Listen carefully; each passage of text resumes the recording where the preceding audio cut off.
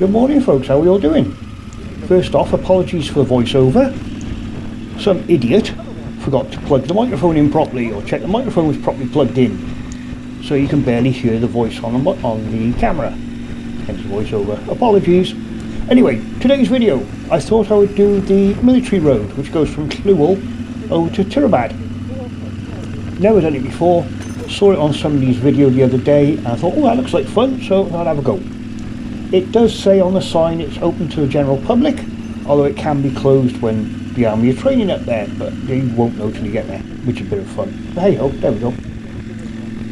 So yeah, I'm afraid it's a voiceover job. Right, this road was really nice and enjoyable. I quite enjoyed riding it. Like I say, it's just outside Sennybridge, bear right for the sign for Llywel. Follow the road up, 30-40 mile an hour limit all the way over, but it's lovely scenery. Say military may close it, and if the red flags are up, it means they're doing shooting, so be careful.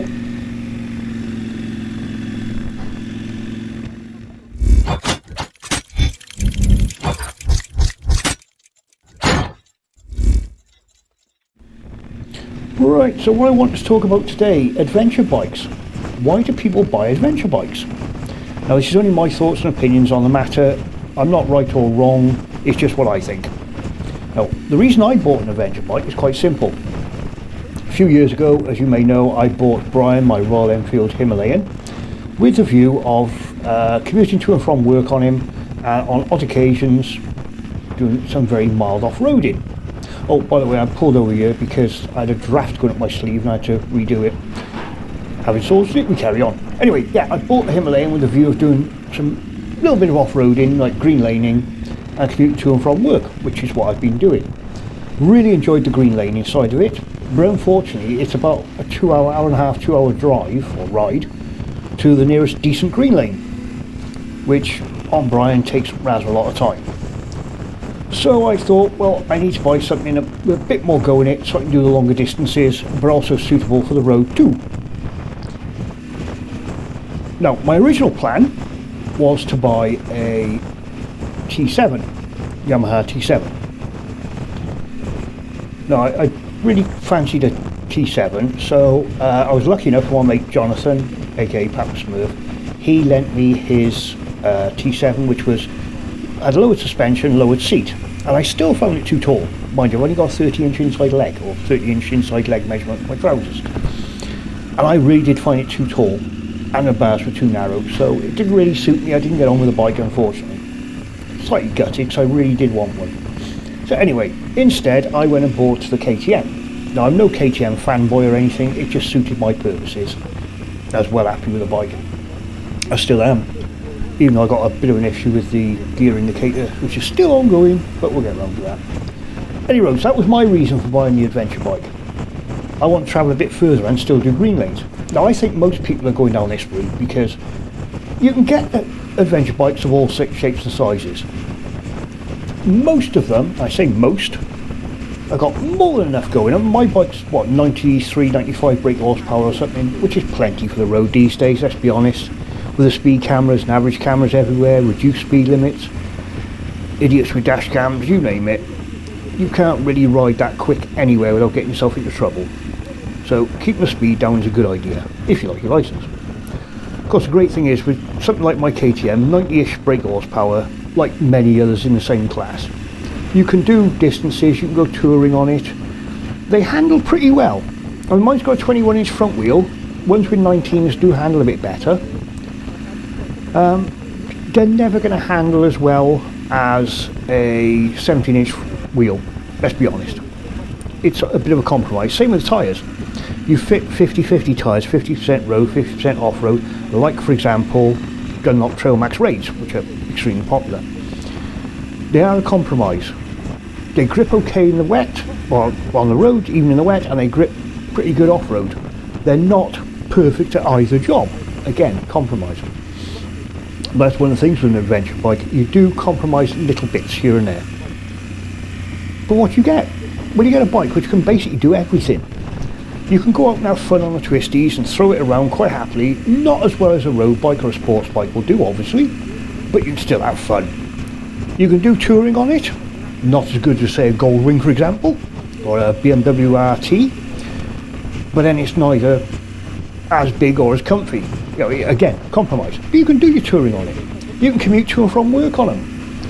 What I love about them, adventure bikes in general, is you go for a nice ride somewhere, and if the road surface turns a bit grotty, like some of the videos I've seen of people travelling around Europe, they ride on the road, all of a sudden there's gravel tracks everywhere that you can ride over there that take you a much more scenic route. The adventure bike does it. It's perfect for all that. You know, it literally goes almost anywhere. I say almost. I've seen some do some extreme stuff on them, but personally I think they're great for like just general gravel tracks and all that. Adventure riding. You're going on an adventure. Hence the reason. And that, I think, is why a lot of people are going for adventure bikes these days. Now, nothing's perfect on them, to be fair. They're not the best off-road, they're not as good as an enduro bike, they're not as good on the road as, say, a road bike, admittedly. They're not as comfortable as a touring bike or a cruiser. Minor compromises. The only downside I see with adventure bikes in general, to be honest, is one, is they're generally quite tall. Now obviously you need a bit of ground clearance if you're going off-road. And you can fit lowered suspension and lowered seats, etc. to bring it down a bit. But you don't want to go too low, otherwise it loses its off-road abilities. But then, again, it depends how much off-road you can do. You know, there's no point in buying a full-blown GSA, for example, the GS Adventure, which is predominantly an off-road designed bike, if you're never ever going to go off-road on it. As I say, I think the general all-round purpose is great. Downside being the height, they can be very tall. The other downside to them is some of them can be ridiculously expensive.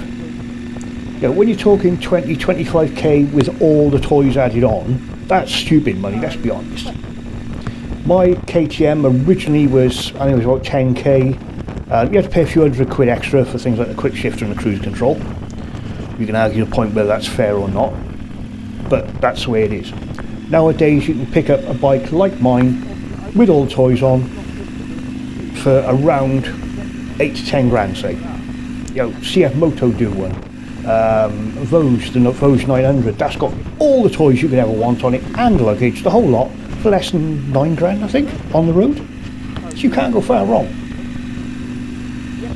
Because with your adventure bikes, you can have your cruise control, you can have your quick shifter and blipper, you can have your sat nav bolted on or built into the dash and everything.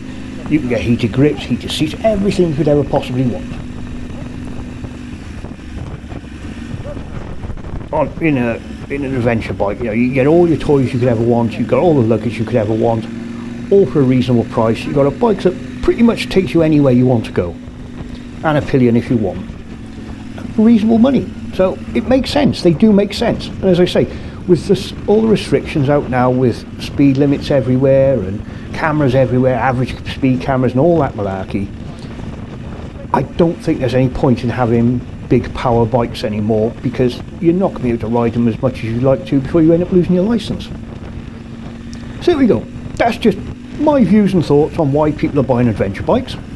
You may think different. Please do put your comments below. If you disagree with me, that's fine. You know, I've got no problem with that. Everybody's entitled to their opinion. But please do validate your comments. If you're going to tell me I'm talking absolute conkers, then give your reasons why you believe that. So everybody can have a look. Everybody can make an informed decision, as it were. Me, I'm sticking with the bikes I've got. I really like them. KTM's great, apart from this minor issue, as I say, with the gear position indicator and that. It'll be sorted. It is what it is. Yeah, I'm quite happy. The bike will do motorway speeds plus quite easily and comfortably. I can commute back and forth to work. I can have fun in the twisties on it, and I can do a bit of mild off-roading, which suits me. Perfect for me. There we go.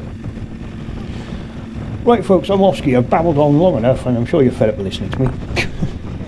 So, as always, I'll ask you to like, share and subscribe, and comment below if you wish.